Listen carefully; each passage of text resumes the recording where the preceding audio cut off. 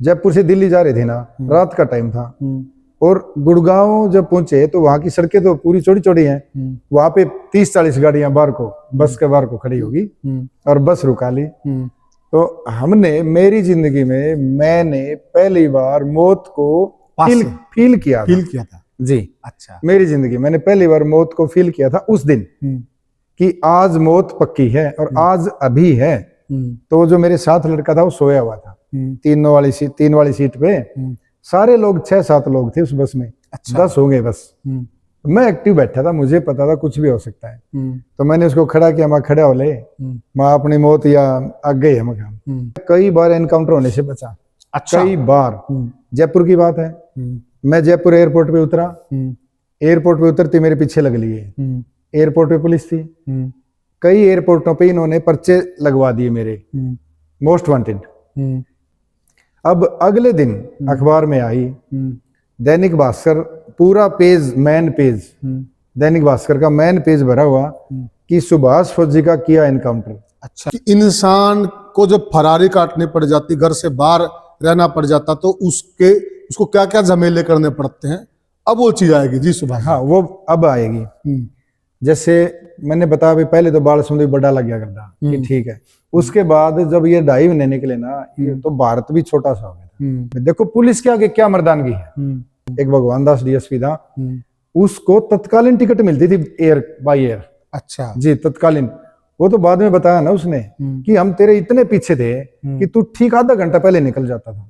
यानी कि फिर हमारी हरियाणा पुलिस को भी कहना पड़ेगा, दाद देनी पड़ेगी। मैंने को वो किसी ने भी मारा, वो जो किसी ने भी मारा, वो मरा तो वो चार्ज मेरे ऊपर लगा। आपके ऊपर लगा जी। अच्छा। वो डायरेक्ट मेरे ऊपर लगा कि भाई सुभाष फौजी ने इसको मारा है। अच्छा। वो केस हो गया। अब मुझे तो भागना ही पड़ा कि भाई मैं भागूं इधर उधर, कोई सेटिंग करूं, देखूं भाई मेरे ऊपर क्यों लग रहा है चार्ज। मैं तो यही सोचूं। तो जो मैंने शायद 2.5 महीने फरारी काटी थी, वो जो 2.5 महीने की फरारी है ना, वो उस फरारी ने मुझे बता दिया कि अपराध होता क्या है। अच्छा। हाँ। या दुनिया, पहले तो बाल समुद्र भी बड़ा लग गया करता। जब पीछे की जो फरारी थी ना, 2-2.5-3 साल काटी थी, जब तो बाल समुद्र भी बड़ा था, बाल समुद्र भी आ जाते तो ये मैं विशेषकर युवा पीढ़ी से कहना चाहूंगा, जो युवा पीढ़ी इस दुनिया को बड़ी अच्छी दुनिया मानती है, बड़ी चकाचौंध की दुनिया मानते हैं। और हमारा साथियों वीडियो बनाने का उद्देश्य भी यही है कि आप ये बहुत बेकार दुनिया, बहुत खराब दुनिया है, और देश में कानून का राज है, कानून हर बात में सक्षम है। अब सुनिए ये आप, कि इंसान को जब फरारी काटनी पड़ जाती, घर से बाहर रहना पड़ जाता, तो उसको क्या क्या झमेले करने पड़ते हैं, अब वो चीज आएगी जी सुभाष। हाँ, वो अब आएगी। जैसे मैंने बताया भी, पहले तो बाल समुद्री बड़ा लग गया करता कि ठीक है। उसके बाद जब ये 2.5 महीने निकले ना, ये तो भारत भी छोटा सा हो गया। बाई एयर दिल्ली की 2 या 3 फ्लाइट चेंज होती थी मेरी। अच्छा। दिल्ली 2 या 3 फ्लाइट। दिल्ली से गुवाहाटी उतर गया, गुवाहाटी से कलकत्ता उतर गया, वहां से फिर बंबई उतर गया, फिर वापस दिल्ली आ गया। दिल्ली ऐसे करता था। अच्छा। और रात कैसे कटती थी कि गोवा या जो समंदर तट होते थे ना, वहां जाना होता लास्ट में, वहां उतर के जो जहाज होती है, शिप मतलब शिप, हाँ, समंदर की, जिसमें 20-50 लोगों की सीट होती है, और वो घुमा के लाती रात को 11 बजे तक, और उसका चार्ज होता है। तो 50 लोगों को घुमा के लाएगी तो 50 लोगों से चार्ज। याट भी बोल देते उसको शायद, पता नहीं, मैं तो उसको इतना मुझे याद नहीं, पुरानी बात होगी। तो मैं जाता ना, हम 2 लड़के थे, मेरा एक दोस्त था, हम 2 थे। मैं जाता, पूरी शिप को किराए पे करता, भाई इस पे कोई नहीं आएगा और हम 2 लेंगे, तुम्हारा चार्ज बताओ। सारी टिकटें बुक मैं करवा के, भाई इसको 11 बजे की बजाय तुम 2 बजे तक रखना। वो कहते कि ये तो रूल ही नहीं है, समंदर में हम रह ही नहीं सकते 2 बजे तक, ये तो कानूनन अपराध है। तो मैंने कहा कि इसके एवज में चार्ज बताओ। अच्छा। हाँ। तो कितना पैसा खर्च होता होगा? बहुत पैसा खर्च होता। बिल्कुल होता। अब वो एक एक दिन छोड़ो, एक घंटा कटना मुश्किल हो रहा था। एक घंटा कैसे काटते हमारा मन जानता था। कि जैसे हम उतर गए किसी शहर में, उसके ठीक 1 घंटे बाद, 1.5 घंटे बाद, 2 घंटे बाद पुलिस वहां की, जैसे महाराष्ट्र में उतर गए, महाराष्ट्र पुलिस और हरियाणा पुलिस। और मैं नाम भी बताऊं, शायद एक डीएसपी का मुझे नाम याद है, ये जो आसी के पास नहीं जिसने सुसाइड किया था, भगवान दास, भगवान दास डीएसपी, हाँ, बिल्कुल। भगवान दास यादव है था कि गुज्जर, मुझे ये नहीं पता। एक भगवान दास डीएसपी था, उसको तत्कालीन टिकट मिलती थी एयर बाय एयर। अच्छा जी, तत्कालीन। वो तो बाद में बताया ना उसने कि हम तेरे इतने पीछे थे कि तू ठीक आधा घंटा पहले निकल जाता था। यानी कि फिर हमारी हरियाणा पुलिस को भी कहना पड़ेगा, दाद देनी पड़ेगी। मैंने को इतनी ज्यादा एक्टिव थी कि कई बार तो, और आज भी बाकी प्रदेशों के अलावा ज्यादा active हमारी जो हरियाणा पुलिस है साथियों, देखिए बहुत बार हम पुलिस की आलोचना करते हैं, लेकिन कई पहलू होते हैं एक बात के। अब एक पहलू ये भी कि हमारी हरियाणा पुलिस बहुत एक्टिव है, सुभाष जी बता रहे हैं। नहीं है एक्टिव, और जिलों से, और जिलों और प्रांत से, और प्रांत से, और प्रांत से हमारी हरियाणा पुलिस एक्टिव है। एक्टिव है। और वैसे भी मतलब ठीक है, मतलब मैं शब्द रोब भी है, देखो पुलिस का हमारी रोब है, रोब है। अपने लड़के भी तो सारे fit for fit for fit है, वो रोब है। गए तो हमारे अंदर से ही है। अब मैं पुलिस में लग जाऊं तो ठीक, फिर ठीक ही और साथियों हम सलाम भी करते हैं जो पुलिस में साथी हैं। देखिए हम अपने घरों पर त्योहार मना रहे होते हैं और ये चौक चौराहे पे बेचारे ड्यूटी कर रहे होते हैं, ये भी सच्चाई है भाई साहब। आंधी तूफान बरसात तूफान और 50 डिग्री टेम्परेचर के ऊपर चौराहे पे खड़ा होना, चौराहे पे खड़ा होना, ये ड्यूटी है इनकी। और आधी रात को 12 बजे फोन ये हो गया वहां पता नहीं किस 24 घंटे की ड्यूटी, कितनी गंदगी में ये जाते हैं और एक खून और रखा है, मतलब सब कुछ उसको उठाते हैं। हाँ। देखो ड्यूटी 24 घंटे की है, लाश के पास बैठे रहते रात भर, बैठे रहते हैं। देखो ड्यूटी इनकी बड़ी सख्त है, खतरनाक ड्यूटी है जी। थोड़ा अप्रिशिएट भी किया करो भाई, अपने ही भाई हैं। हाँ, इतनी खतरनाक ड्यूटी है। हाँ, खतरनाक ड्यूटी है जी। और 5-10% गलती तो मैं भी कह रहा हूँ कि पुलिस भी कर देती है, किसी से भी हो सकती है, किसी से भी हो सकती है। मानवीय भूल, उसको लेके हम इतना बड़ा ना बनाए कि ये भी तो देखे ना हमारे लिए करते कितना है। बिल्कुल ठीक, दिन रात बाहर तो खड़े रहते हैं, उसको ना हमारे लिए, उसको ध्यान में रख के इनकी 5-10% गलती तो माफ भी कर दें जी। कोई बड़ी बात नहीं है, हम भी करते हैं वो गलती तो हम भी। तो वो उन्होंने बताया कि इतने एक्टिव थे आपके पीछे, इतने एक्टिव है, क्या बताऊं। महाराष्ट्र, बेंगलोर, कलकत्ता, कितने शहरों के नाम गिनाऊं जहां ये मैं पहुंचा हूं, मैं उतरा हूं, आधे घंटे बाद ही मेरे ऊपर आ गए। क्या बात, सीधे मुझे पता चल जाता कि आगे, मैं इनसे 10 मिनट पहले निकल जाता। ओके, हाँ जी, मैं 10 मिनट पहले निकल जाता इनसे। और फिर बाद में इन्होंने मेरे से पूछा कि तुझे सीआईडी कैसे लगती थी, ये बता। तो अब वो मैं क्या बताऊं, वो तो मैं डिस्क्लोज नहीं कर सकता मैं। तो मुझे लग जाती थी, कुछ भी पता चल जाता था कि भाई अब आ गई। अब तो पुरानी बात होगी, अब तो बता दो ना, बिना काम की बात है। चलो मैं मोटी मोटी बात बता दूं जी। उस वक्त मुझे ये लगा जैसे मैं रेलवे स्टेशन से बिल्कुल पकड़ते पकड़ते मैं बचा। अच्छा, फिर मैं गया बस स्टैंड, कैसे भी जैसे बस स्टैंड पकड़ लिया था। जो मेरे साथ वाला लड़का वो छुटवा के लेके गया बड़ी मुश्किल से। फिर हम बस में चढ़ गए, उनको ये नहीं पता चला किस बस में चढ़ गए। अच्छा, वो बाई चांस दिल्ली की बस थी। दिल्ली जब हम मतलब दिल्ली से जयपुर से दिल्ली जा रहे थे ना, रात का टाइम था। और गुड़गांव जब पहुंचे तो वहां की सड़कें तो पूरी चौड़ी चौड़ी हैं। वहां पे 30-40 गाड़ियां बाहर को, बस के बाहर को खड़ी होगी और बस रुका ली। तो हमने, मेरी जिंदगी में मैंने पहली बार मौत को फील किया था जी। अच्छा, मेरी जिंदगी मैंने पहली बार मौत को फील किया था उस दिन कि आज मौत पक्की है और आज अभी है।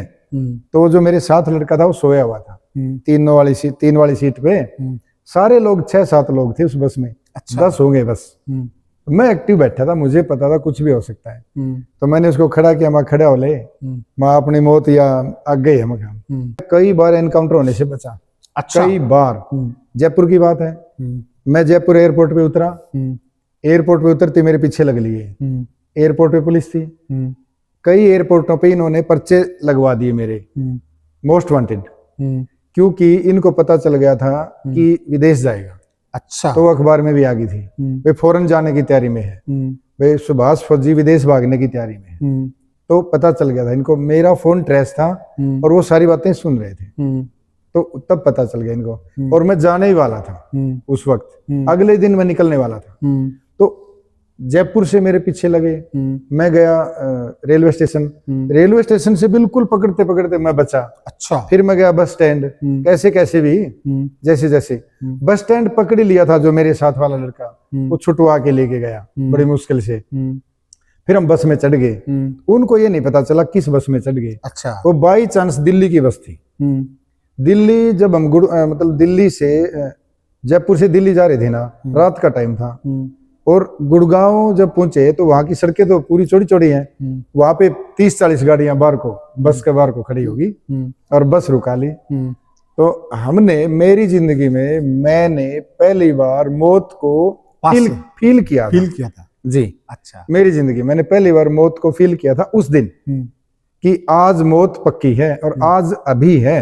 तो जो मेरे साथ लड़का था वो सोया हुआ था 3 वाली सीट पे।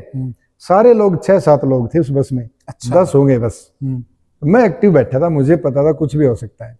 तो मैंने उसको खड़ा किया, मैं खड़ा हो ले, मैं अपनी मौत या आगे है, मैं 2-5 मिनट का फैसला है मौत का। वो बोला ठीक है भाई साहब, आनी है तो आवेगी, देखी जाएगी ना। बोला कोई बात नहीं। तो हम अब क्या करें? बोले करना क्या भाई, गुड़ लेंगे और क्या करें, ये तो शेयर करेगा।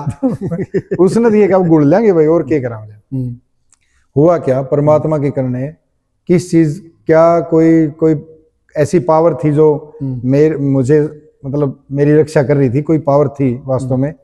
बस में चढ़े, वो राइफल ले रहे, SLR का तो मैं पूरा जानकार हूँ, खूब चलाई मैंने। आप फौज में रहे? हाँ। SLR ले रहे, ऊपर चढ़ते ही देखा उन्होंने, देखते ही बोला इसमें नहीं, अगली बस में चेक, अगली बस में होगा, इसमें नहीं, ऐसा बोला। हमें सांस में सांस आया। हमने तो सोचा ले बस तो गए, अब ये देखो कितनी देर बच रहे हैं, तो मैं इस बस से जल्दी में से कूदे या इसको रुकवा के उतरे, और रुकवा के उतरेंगे तो इनको शक हो जाएगा ड्राइवर कंडक्टर को, भाई यही थे, इनके लिए आए थे, तो ये रोकेंगे नहीं, तो ब्रेक कराएगा तो उस पर कूदेंगे, तो उस पर भी नहीं कूदे। हम उतरे बस स्टैंड पे। बस स्टैंड पे उतरे तो मैंने किसी से बात की, मैंने कहा यार अब कहाँ पहुंचे हम, ताकि हम विदेश जा सके। वो बोला यार एयरपोर्ट पे ही था प्रोग्राम, तो एयरपोर्ट से ही जाना था हमें, वो कैंसिल हो गया। अब तेरी अखबार में आएगी एयरपोर्ट तो सील होएगे, अब तू 1-2 दिन रुक, बताएंगे। वहां से मैं निकला चंडीगढ़ के लिए। अच्छा। बाई बस, हम दोनों रास्ते में कुरुक्षेत्र करनाल शायद किसी बस स्टैंड पे हम उतरा, तो उतरते ही मुझे पता चल गया कि CID लगी। अच्छा। अब पता नहीं कैसी CID लग रही थी, वो कहाँ पुलिस खड़ी थी, चप्पे चप्पे पे पुलिस थी। इतनी ज्यादा CID मैंने कभी सोची भी नहीं थी कि इतनी ज्यादा CID रखती है क्या। अच्छा। हाँ जी। तो इंटेलिजेंस अच्छी है अपनी? इंटेलिजेंस पुलिस की ज्यादा अब। हाँ पुलिस की मैं कह रहा हूँ। हाँ, अब हरियाणा पुलिस की इंटेलिजेंस ही अच्छी है। हाँ। तो मुझे भनक लगी कि गड़बड़ होगी यहाँ, कि मैंने किसी को फोन करते हुए देख लिया था कि कोई अपनी बात कर रहा है। तो मैंने कहा ये पुलिस का आदमी है, ये जरूर अपनी बात कर रहा है। मैंने वो बस छोड़ के और किसी दूसरे साधन से मैं चंडीगढ़ निकल गया। अब अगले दिन अखबार में आई दैनिक भास्कर, पूरा page, main page, Dainik Bhaskar का मेन पेज भरा हुआ कि सुभाष फौजी का किया एनकाउंटर। अच्छा। मिली बड़ी सफलता, ऐसा कुछ था। तो पूरा पेज भरा हुआ। अब मैंने घर पे फोन किया, मुझे नहीं पता था भाई अखबार में आई हुई है कि मार दिया। अच्छा। एनकाउंटर कर दिया। शायद उस वक्त चावला साहब थे, करनाल थे कि कुरुक्षेत्र, इनमें से एक जगह चावला साहब थे, एक और थे, 2-3 SP थे शायद उस वक्त उसमें। तो मैंने सोचा, मैंने भाई को फोन किया, मैंने कहा यार मैं तो तंग हो गया, मैं तो छिक लिया भाग के, अब मेरे तो बस की बात नहीं है, जाऊं वहीं पुलिस। ऊपर गए ना, हिमाचल गए रात को, सारी रात पुलिस के घेरे में, पीछे पीछे पुलिस आगे हम। पता चल रहा था हमें कई वाकये हुए ऐसे, अगर बताऊं तो लंबी है ये बात, क्योंकि वो लंबी बात है। बहुत बार ऐसा हुआ, कई बार 3 एनकाउंटर हुए उस वक्त, पुलिस के हाथ से 3 एनकाउंटर हुए, सिर्फ ये सोच के कि ये सुभाष है। अच्छा। हाँ जी। लेकिन मैं बचता रहा, पता नहीं क्यों बचता रहा, मुझे नहीं पता। तो मैंने घर फोन किया तो पता चला कि भाई तेरा तो एनकाउंटर हो रहा है, गांव इकट्ठा हो रहा है, बाहर के यार दोस्त आ रहे हैं, रोने लग रहे हैं। तो भाई बोला भाई सुभाष तो मर लिया। मैं बोला मैं तो जिंदा हूं, मैं बात कर रहा तेरे से। बोला मुझे पता है तो पुलिस का आदमी है और सुभाष की आवाज में मुझसे बात कर रहे हैं। अच्छा। उसने ये कहा। मैंने कहा भाई तू माँ से बात करवा एक बार। तो माँ भी बेचारी रो रही थी, भाई भी रो रहा था, माँ रो रही थी, भाई क्या हुआ ऐसे। मैं कहा माँ मैं बोलू हूँ। तो बोली कैसे मानो, तू जिंदा है तो ये गांव झूठा है क्या, ये सारा गांव रोने लग रहा आके, तो तू जिंदा कैसे। मैंने कहा माँ मैं जिंदा हूँ, और तू मेरे से ऐसी बात पूछ को जो सिर्फ तन्नर मन्ना बेरा हो और किसी ने बेरा ही ना हो। तो मेरी माँ ने एक ही बात पूछी, बोले ये बता अपनी टूम कड़ा पड़ी है। अच्छा। क्यों टूम, मैं बड़ा हो गया घर का, बड़े बड़े बच्चों में मैं था, तो मेरे से शेयर करती थी, टूम रखती थी। बोले टूम बता कड़ा अपनी, सिर्फ सुभाष ने बेरा है। मैंने बताई, मैं फलानी कौन अरोड़ा हाथ वाली चाकी होया कर दी, जद ये बिजली वाली चाकी तो जगह बदल दी होगी। सब बदल, ये तो टूम रह रही है को नहीं, बिक बका की सारी। तो मम का वो हाथ वाली चक्की है, उसमें उसके नीचे खड्डा खोद के और मैं पीपा धर के, पीपा में कुलड़ी में टूम बता नुबली तन के बेरा। फिर मम्मा का सुभाष सोचे दे बेरा और किस तरह बेरा। फिर नुबली रे तू तो जिंदा है सच्ची में, तो बोली ये रोवे क्या था लोग, ये क्या तारे इतने लोग इकट्ठे हो रहे। तो मैं या माँ अखबार में आ गई है इसलिए आगे। तो मेरी माँ ने ये कहा कि बेटा ऐसा काम कभी मत करना बागे, और अब की बार तू किसी तरीके से बच जा, फिर कभी मत करना। अब हमें पता चल रहा है कि बेटा खोने का दर्द क्या है, क्या होता है, क्योंकि एक बार तो वो खो ही चुके थे, जब खो ही गए थे। इस तरह तो हर बार इनकाउंटर के चांस होते थे, बड़ी मुश्किल से बचते थे। मैं तो बता रहा हूं लोगों से, जो लोग इस लाइन में, कि अपने माँ बाप की तरफ जरूर देखें, उनका क्या हाल होता होगा, क्या हाल होता है, उनका हाल क्या होता होगा। और तो सब चीज दूर है, लेकिन माँ बाप का हाल बुरा होता है, बहुत ज्यादा बुरा होता है। उनके साथ जो बीतती है ना, वो वही जानते हैं बस। और सुभाष भाई पुलिस को कौन सा शौक है? ना पुलिस का कोई शौक थोड़ी है कि उनको पुलिस के मारे। तो खर्चे लगते हैं, आपके पीछे पीछे भागती है, उनकी तो फिजूल खर्ची, समय की वो बर्बादी। तो सारी रात दुखी, हाँ। वो हमारे पीछे पीछे सारी रात दुखी वो। दुखी तो है। उन्होंने कहा मुझसे, पहले अर्तन इतनी रेत खुआ दी मारती, सारी रात दिनों दिन, बोले भूख प्यास सब मिट गई, सिर्फ तेरे को पकड़ने के लिए, और एनकाउंटर था तेरा पक्का, ऐसा कुछ उन्होंने बताया। फिर मेरी माँ बोली, भाई चाहे कितने पैसे लग जाएं, चाहे कितने पैसे लग जाएं, तू अब की बार बच और फिर आगे से इस चीज को काटा मार दे। तो उस वक्त हमने 5 एकड़ जमीन बेची थी। क्या बात कर रहे हैं? हाँ जी।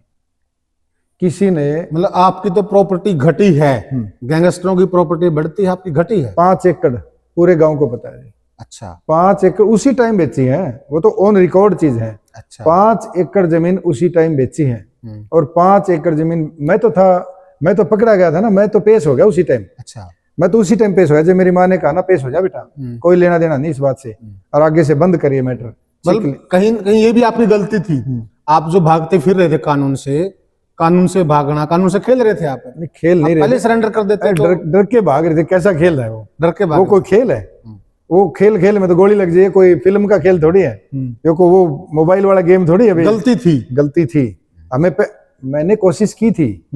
जब यहाँ पे एएसपी अशोक चौरान थे, मैंने कहा कि मेरा नाम आ गया इसमें, तो फोन किया मैंने उनको, एएसपी को फोन किया। जब मेरा नाम आया तो मैंने कहा ये मातृश्याम का सरपंच मरा है, इसमें मेरा नाम आ गया, तो मैं आ रहा हूं, मुझे पेश कर दो, और मैं अगर मेरा रोल होगा तो मैं बता दूंगा, मेरा नहीं है तो भी मैं बता दूंगा। मैंने ऐसा बोला उनसे, चाहे मेरे फोन चेक कर लो, अगर उस टाइम का फोन है, उनका कोई फोन अच्छे पता कर लो। मैंने फोन किया, उन्होंने कहा कि मैं जयपुर से आ रहा हूँ, अब पता चल जाएगा। जिस दिन वो मर्डर हुआ उस दिन अशोक चौरान जयपुर था कि नहीं? अच्छा। पता चल जाएगा तो।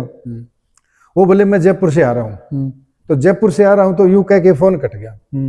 फोन कट गया तो मैंने सोचा ले भाई ये भी बात कौन करे। अच्छा। मैं ही मारे गई, मैं इसे न बताऊं, अरे भाई पेश कर दे अगर कोई बात है तो। ठीक बात। मैं तो क्राइम नहीं करना चाहता। अच्छा। भाई क्यों भागूं और क्यों दौड़ूं, क्राइम मैं करना नहीं चाहता, तो मैं तो पेश होना चाहता हूँ, ये बात मैंने बोली है। अच्छा। तो हुआ नहीं ना, तो मैं डर गया फिर इस बात से। तो देखो पुलिस के आगे क्या मर्दानगी है, क्या है उसमें। अब मैं कह दूं मैं तो ऐसे हूं वैसे हूं, ऐसा थोड़ी होता है। पुलिस का एक सिपाही मरे 50 भर्ती हो जाए। अगर कोई कहे कि मैं यूं कर दूं, मार तो सकता है कोई भी किसी को भी, लेकिन एक के बदले 50 भर्ती होए, पुलिस के क्या कमी है? कोई कमी है पुलिस के? पर सब कुछ सरकार का है। तो वो तो मतलब बेवकूफी है ना कि इनकी तरफ मतलब फायरिंग करना तो बेवकूफी है। ये क्या कौन सी कोई बात ही नहीं। और अगर आप पुलिस की तरफ फायरिंग करोगे तो फिर मजबूरी में पुलिस क्या करेगी? पुलिस भी तो मारेगी, एनकाउंटर ही करेगी, और क्या। वो तो कहीं भी लग सकती है, फिर वो क्या सोच के मारेगी भी पैर में लगनी चाहिए। और जो अधिकतर मामलों में पुलिस पैर में ही मारती है, वो तो ताकि इनको पता चले कि तुमने गलत किया, एहसास कराने के लिए मारती है। लेकिन बाकी तो कहीं भी लग जाए गोली पुलिस की। तो मेरा कहने का मतलब है कि ये तो मैंने एक दिन की बात बताई है, 2.5 महीने फरार था। अच्छा, 2.5 महीने में मेरा क्या क्या खर्चा लगा होगा, कितने लोगों से कर्जा उठाया होगा। तभी तो बिकी जमीन। हाँ, और फिर वो जमीन बेच के कर्जा भी तारा होगा। और पकड़ने के जब मैं पेश हुआ, पेश होने के बाद सतीश बालन जी एसपी थे, एसपी थे, वो आए। अच्छे आदमी थे। अभी बताऊंगा कैसे थे वो, मैं पहले तो कैसे बताऊं। वो आए, बहुत सुना उनके बारे में। हाँ, तो वहां पे एक डीएसपी, 3-4 इंस्पेक्टर और 5-7 एसआई, यानी कि काफी लोग थे। एसपी साहब बैठे, तो एक इंस्पेक्टर थे, पता नहीं डीएसपी थे, वो हुए खड़े अचानक से। बोले सर, हाथ जोड़ के बोले एसपी साहब को, बोले सर मैं आपको एक बात कहना चाहता हूँ, मेरी गलती माफ करना। बोले ये लड़का क्रिमिनल माइंड का नहीं है। उस एक इंस्पेक्टर थे, पता नहीं डीएसपी थे, उन्होंने बोला ये आपके लिए, मेरे लिए, कि ये लड़का क्रिमिनल माइंड नहीं है, मेरी 18 साल की सीआईए की सर्विस होगी, मैं हाथ जोड़ के आपसे अपील कर रहा हूं, ये लड़का क्रिमिनल माइंड नहीं है, मैं जानता हूं क्रिमिनल कौन होते हैं, आप प्लीज इसको बख्शें, आप एनकाउंटर मत करना इसका। अच्छा, गुजारिश की। और अगर आपको लगे कि मैं इनसे मिला हुआ हूं तो आप जो मुझे सजा दे दे। हालांकि सच है, मैं मेरी कसम खा के कहता हूं, मैं उस आदमी को जानता ही नहीं था। अच्छा, हाँ जी, वो इंस्पेक्टर या डीएसपी में उसको जानता ही नहीं था कौन था। मैं तो उसकी तरफ ऐसे देख रहा था कि ये फरिश्ता बन के आया कौन है। फिर मैंने उसका नाम पढ़ा, नंबर उसके नेम प्लेट पे जगबीर लिखा हुआ था। अच्छा, स्टार 3 थे। जल्दी में ये ध्यान नहीं रहा कि वो फित्ती भी होती है ना, भाई डीएसपी के तो होती नहीं, अच्छा, और इंस्पेक्टर के होती है, क्योंकि मैं फौज में रहा हूं तो मुझे पता है इन चीजों का। तो मुझे जल्दी में याद नहीं रहा कि वो इंस्पेक्टर थे क्या डीएसपी थे। नाम था जगबीर ढुल, ऐसा कुछ शायद थे। अच्छा, उन्होंने गुजारिश की, बोला सर ये क्रिमिनल माइंड नहीं है, ये लड़का ऐसा नहीं है। तो एसपी साहब ने उनकी सुनी। एसपी साहब ने कहा कि हम कोई आदमी थोड़ी मार रहे हैं, इसकी इन्वेस्टिगेशन करेंगे हम। ठीक बात है भाई, हमको एनकाउंटर करने के लिए नहीं बैठे, अगर इसका कसूर नहीं है तो कोई बात नहीं, हम सोच लेंगे, अगर कसूर होगा तो कुछ देखेंगे, इसके बारे में करेंगे। तो उन्होंने 6 दिन के रिमांड पे मुझे लिया, 6 दिन की इन्वेस्टिगेशन के लिए। रिमांड मतलब पूछताछ, 6 दिन पे लिया। तो अब मेरे पास जो बात थी मैंने तो वही बताई। एसपी साहब बोले कितने पैसे लिए मारने के, ये सवाल था। अच्छा, मेन सवाल ये था कि कितने पैसे लिए मारने के। मैंने कहा सर मैंने तो एक पैसा भी नहीं लिया, ना मैंने मारा। तो बोले फिर तेरा नाम क्यों? मैंने कहा जी किसी का भी नाम ले दो, यो तो इसने सरपंच ने मारे थे तब किसी और का ले दिया था, वो उनके भी लग गया था केस, तो ये तो हो सकता है। लेकिन पैसा मैंने लिया हो तो आप जिसने दिया उनको पकड़ लो, या मेरे खाते देख लो, मेरे खाते देख लो, मेरा घर छान दो, मेरे रिश्तेदारों के अकाउंट चेक कर लो। किसी को तो गए हैं, इतने करोड़ रुपए थोड़े नहीं होते उस टाइम पे। कि किसी ने कहा कि 2 करोड़ रुपए लिए। अच्छा, हाँ, 1 करोड़ एडवांस लिए हैं, 1 करोड़ तू बाद में लेगा, ऐसा एसपी साहब ने ऐसा कुछ बताया। पता नहीं, ये कहा कि 1 करोड़ लिए तूने 50 लाख पहले लिए, 50 बाद में लेगा। अच्छा, ऐसा उन्होंने कहा। उसके बाद मैंने उनको बता दिया कि मास्टर कुछ नहीं, मेरे तो 5 एकड़ जमीन बिकी है। मैंने एसपी साहब को बता दिया कि 5 एकड़ जमीन बेची है जी मेरी, तो आप कह रहे हो लिए हैं, मैंने तो किसी से पैसे कुछ नहीं लिए, ना मेरी कोई ऐसी डील, ना मेरा ऐसा कोई, मेरा पहले का कोई रिकॉर्ड देख लो निकाल के, कोई मेरा ये काम थोड़ी है कि वे पैसे लेके किसी को मारना, ये मतलब थोड़ी है मेरा। पहले देख लो कोई ऐसा काम हो तो मेरा, कोई चोरी का मेरे ऊपर केस हो एक भी, कोई 76 का मेरे ऊपर यानी कि छेड़ने का केस हो लड़की का, कोई ठगी का केस हो, कोई 420 का केस हो, कोई ऐसा एक भी केस नहीं मेरे ऊपर, कभी भी नहीं, ऐसा कोई काम ही नहीं।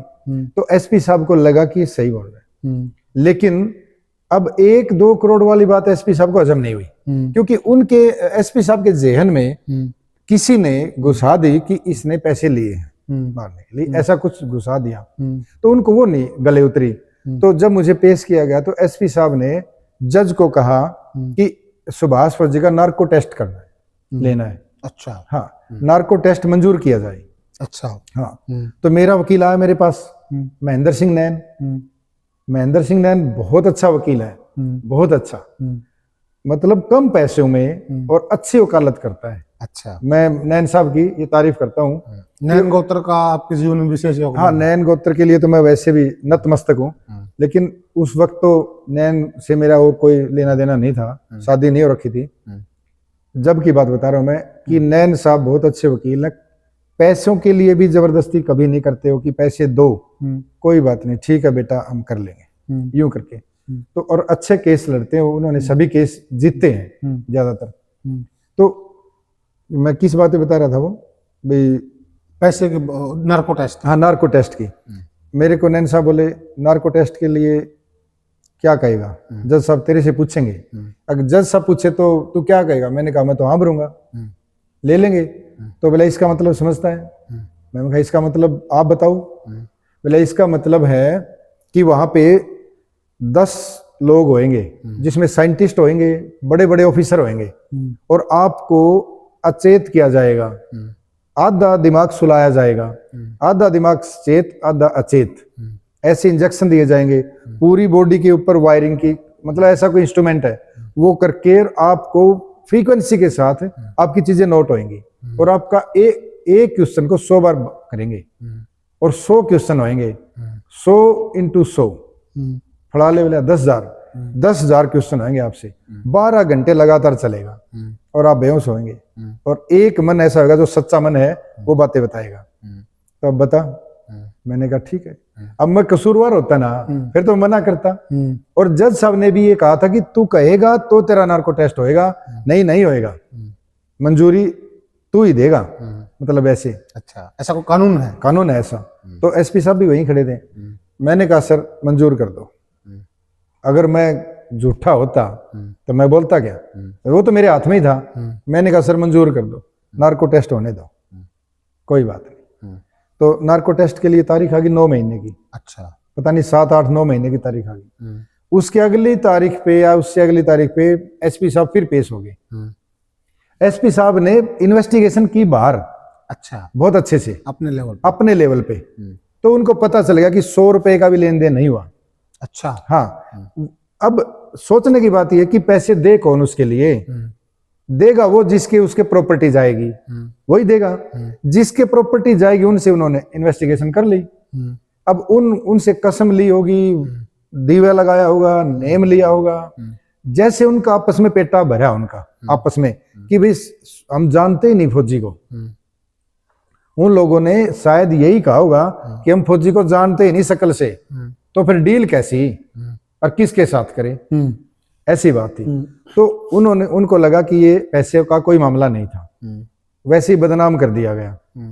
और फिर उन्होंने कोर्ट में आके ये बोला कि हमें इस पे विश्वास हो गया और इसका नार्को टेस्ट कैंसिल किया जाए।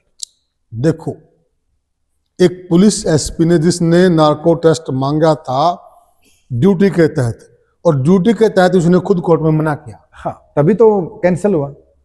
वाह, तभी तो कैंसिल हुआ वो जी। फिर वो कैंसिल हो गया। 3 महीने में चालान पेश होता है। यानी कि कई बार पुलिस की मंशा पे 100 तरह की बातें होती हैं, हम लगाते हैं, इल्जाम लगाते हैं। हाँ। पुलिस को हमें शक की नजर से देखते हैं पूरे लोग, जो कि वो अपनी ड्यूटी कर रहे होते हैं। मैं तो कह रहा हूं कि पुलिस भी तो अपने ही काके ताऊओं के, अपने रिश्तेदारों के बच्चे हैं, तो जैसे वो वैसे हम। वो कोई हिडन एजेंडा नहीं होता। हाँ ना, उनका कोई स्पेशल एजेंडा नहीं होता कि किसी को टारगेट करें। ये मैं इसलिए कह रहा हूँ, इसलिए नहीं कह रहा कि पुलिस मेरी बड़ाई करे या पुलिस मुझे राहत दे। अब मेरे राहत वाली कोई बात ही नहीं। अब तो मेरा कोई मुकदमा नहीं, कोई लेना नहीं, कोई देना नहीं। अनुभव बता रहे हैं। 15 साल से मैं तो मेरा अनुभव शेयर कर रहा हूँ कि जहां तक मैंने देखा, हाँ, पॉलिटिक्स की उसके दबाव में आके तो पुलिस करेगी, क्योंकि उनके हिसाब से तो चलना पड़ता है। ये कौन नहीं करता? पॉलिटिक्स का दबाव किसके ऊपर नहीं होता? अगर मेरे ऊपर मेरे माँ बाप का दबाव हो तो मैं भी करूँ। हाँ, तो वो तो पॉलिटिक्स का दबाव तो वही मानते हैं। उस पे तो वो पुलिस कुछ भी करती होगी, अपने लेवल पे पुलिस कभी बुरा नहीं करती। और वहां भी ऐसे अफसर हैं पॉलिटिक्स के दबाव में, कई अफसर हैं वो नहीं करते। सभी एक जैसे थोड़ी हैं। मैंने बताया अभी थोड़ी देर पहले कि वो जो डॉक्टर थे कपूर, जो शत्रुजीत कपूर के भाई, बड़े भाई होंगे शायद, वो उन्होंने मना कर दिया, मैं नहीं आऊंगा प्रेशर में। अब उन्होंने बताया मेरे को कि मेरा भाई एसपी है, आईपीएस है, मैं क्यों प्रेशर में नहीं करूंगा। अब उसने भी मना कर दिया। देखो अपने स्टैंड पे आया ना, तो नहीं आते कई बार लोग प्रेशर में नहीं आते। तो ऐसा है। तो मतलब इतने ज्यादा दिक्कतें आई ना मुझे उसमें 2-2.5 महीने में, और जेल में भी। उसके बाद 4 महीने, पता नहीं 5 महीने में मेरी जमानत हो गई। अच्छा यहीं से होगी, हिसार से ही। अच्छा। कोर्ट ने मेरी जमानत ले ली, क्योंकि जज ने देखा कि ये कसूर नहीं है तो कुछ और मैटर है, तो जज ने मेरी जमानत ली। अच्छा। फिर मैं जमानत पे बाहर आया। उसके बाद मैंने तो साला सर को धोख लगाई और एक स्वामणी बोली कि मैं तो आगे से इस तरह की बात में आऊंगा ही नहीं, मुझे लगेगा ना कि है कुछ, हाँ मेरी जान पे खतरा आएगा, मेरी जान पे, मेरे बच्चों पे, मेरे परिवार पे या मेरे रिश्तेदारों पे अगर खतरा आएगा तो लड़ेंगे भाई, इसमें नो डाउट, कोई दिक्कत नहीं। देश में कानून का राज है, पुलिस है, मतलब कोई गलत राह क्यों जा रहा है? मतलब आप कानून का सहारा लीजिए, आप पुलिस के पास जाइए, जो युवा पीढ़ी है हम उनसे दरख्वास्त करते हैं कि ऐसा नहीं है। और हरियाणा की पुलिस, जो कि भाई साहब ने बताया कि बहुत अच्छा रिकॉर्ड है, और इन्होंने जितने अफसरों के अनुभव साझा किए हैं वो कोई छोटी बात नहीं है। तो साथियों, कानून की पालना करना, कानून का सहारा लेना, कानून पर भरोसा रखना पहला कर्तव्य है। एक बात मैं बीच में बताऊं कि अगर किसी को तकलीफ हो, मैं मेरी तरफ से बता रहा हूं ये, अगर किसी को तकलीफ हो, हम क्या करते हैं कि हम डरते हैं बड़े अफसर के पास जाने से। जैसे बड़े तो छोड़ो, थाना में थानेदार तो मिलने तक डरा, लोग डरते हैं ऐसे कि यार थानेदार अंदर नहीं जाने देगा, धमका देगा। ऐसा नहीं है बिल्कुल भी। मैं इस चैनल के माध्यम से कहना चाहूंगा कि जो डर पुलिस से, दोस्ताना जो व्यवहार पुलिस करना चाह रही है ना, वो हमारा भी एक डर है कि कहीं ये ना करें, हमसे कोऑपरेट ना करें। मैं आपको कहता हूं कि अगर आपको कहीं भी कभी भी तकलीफ नजर आए, भविष्य में लगे कि कुछ होने वाला है, कैसे बताएं पुलिस को, आप सीधे आईपीएस के पास भी जा सकते हैं, और अगर आप सच्चाई से उनको बात बताएंगे तो वो एक्शन लेंगे 100%, चाहे वो कानून, चाहे वो पॉलिटिक्स या राजनेता के खिलाफ भी क्यों ना हो। एक आईपीएस राजनेता से बड़ा होता है और हमेशा बड़ा ही रहता है वो। राजनेता तो 5 साल के लिए होता है, बिल्कुल, और एक ऑफिसर हमेशा के लिए होता है, और वो बहुत ज्यादा पढ़ के उसमें आता है, ऐसे नहीं आता। देखिए सुभाष भाई और दर्शक भी देख रहे हैं, मैं अपना अनुभव साझा करूंगा। मैंने 2-3 बार 112 ट्राई की है, 2-3 बार, लगभग 15 मिनट में 112 पहुंची है। रात की बात कर रहा हूं मैं। हाँ, होता है ऐसा। रात के 2 बजे, 1 बजे 112 पर कॉल किया, 112 से मदद मांगी, पहुंची है। ये चीजें पहले नहीं थी ना, पहले सुधार हुए हैं, पहले इतनी फैसिलिटीज नहीं थी, अब है और जागरूक है। पहले पुलिस में जो लगते थे वो 5, 7, 10 मुश्किल से पढ़े होते थे, उनको नहीं पता था, इतना अवेयर नहीं थे वो। अभी जो लड़के लग रहे हैं ना, वो MA, MSc, MTech, BTech, BSc, वो लड़के लग रहे हैं, पढ़े लिखे लड़के हैं, क्वालिफाइड लड़के लग रहे हैं, वो समझते हैं प्रॉब्लम को। उनको किसी से लेना देना नहीं है, वो समझते हैं प्रॉब्लम को। आप सीधे जाइए ऑफिसर के पास, अगर कभी भी कोई प्रॉब्लम नजर आए आप सीधे जाइए, एक बार मना करेंगे दोबारा जाइए, नहीं तो चिट्ठी लिखिए उनको, उनके नाम, उनके ऑफिस के नाम चिट्ठी लिखिए कि सच ये है, मेरे साथ ये हो रखा है और मैं आपको सच्चाई बताना चाहता हूँ। तो आप प्लीज जाइए उनके पास, वो आपकी सुनेंगे और आपको न्याय भी देंगे। ये मेरे अनुभव है, मैंने अभी एक अनुभव लिया है ऐसा। अभी जो एसपी है ना हिसार, मौके पे एक प्रॉब्लम आई थी मुझे, मैं सीधा गया उनके पास, शशांक जी, हाँ जी, उनके पास सीधा गया। उन्होंने बड़ी जेंटल हिसाब से मेरी प्रॉब्लम सुनी, 5 मिनट लगी। अच्छा, उन्होंने कहा क्या ये बात सही है जो मैं सुन रहा हूँ? मैंने कहा सर आप तस्दीक कर लीजिए, ये बात सही है और मैं कभी बुला लीजिए मुझे अगर मैं इसमें गलत हूं तो। उन्होंने कहा अगर ये सही है तो एक्शन होगा और अभी होगा। उन्हें उसी टाइम एक इंस्पेक्टर को बुलाया, इंस्पेक्टर को बुला के उसी टाइम ऑर्डर किए कि ये एक्शन लो, अभी लो, और अगर इसमें कोई भी बड़ा और अधिकारी बीच में आता है उसको भी मतलब वार्निंग दो, और नहीं तो मैं वारंट निकालता हूं उनको भी उठा लेना, ऐसा बोला उन्होंने। तो मैं कैसे कह दूं कि वो नहीं सुनते? नहीं तो वो मुझे ये भी कह सकते थे सरकार का मामला नहीं होगा, मैं बीच में नहीं आऊंगा, कह सकते थे, या इग्नोर भी कर सकते थे, ना कहते, लेकिन उन्होंने सख्त एक्शन लिया। इसलिए कह रहा हूं मैं। यानी कि देखिए, कानून व्यवस्था का काम पुलिस का है और पुलिस कानून व्यवस्था के लिए किसी से भी टकरा भी जाती है और टकराती भी है, जो भाई साहब कह रहे हैं। तो आपसे सबसे यही निवेदन है कि हम जो भी ये पॉडकास्ट किए हैं, इनका केवल मात्र यही उद्देश्य है कि कुछ भाई जो अभी ये गन कल्चर, कुछ सॉन्ग्स वगैरह, और जो कि प्रशासन ने इन चीज़ों पर एक्शन भी लिया, लेकिन जनता, मुझे ये नहीं समझ में आती, जो सॉन्ग प्रशासन ने बैन करवा दिए और आजकल की युवा पीढ़ी उन्हीं सॉन्ग की डिमांड करती है गायकों से। नहीं, आप इस मामले में प्रशासन का सहयोग कीजिए। अगर प्रशासन कुछ कर रहा है, कोई सॉन्ग बैन करवा दिए गए हैं, वो हमारे हित में है, हमारे भले के लिए है। किसी पर पुलिस की हमारे से कोई दुश्मनाई नहीं, पुलिस हमारे लिए है, हमारे लिए सोचती है। कोई भी चीजें वो हमको एंगल में रखकर, सारा प्रदेश का जो ढांचा उसको जेहन में रखकर सोचती है। इसीलिए आप उनको सपोर्ट कीजिए। मैं तो ये कहता हूं, अपने घरों में आजकल विवाह शादियों का सीजन है, वहां पर भी ये गाने बज रहे हैं, तो वहां पर भी बंद करवाइए। एक बात बताएं यहाँ पे, मैं देखता हूँ जैसे शादी ब्याह कोई प्रोग्राम है ना, इतने गंदे गंदे गाने बाजे हैं, उसके ऊपर बैंड बाई नाचे हैं, बैंड बाई नाचे, बाबू बेटी नाचे हैं, और वो गाना चल रहा है। जब शर्म नहीं आती, और जब घटना घट जाए पुलिस को दोषी ठहराओगे। हाँ, जब उसकी घटना घट जाए तो बोले ये ऐसे हैं।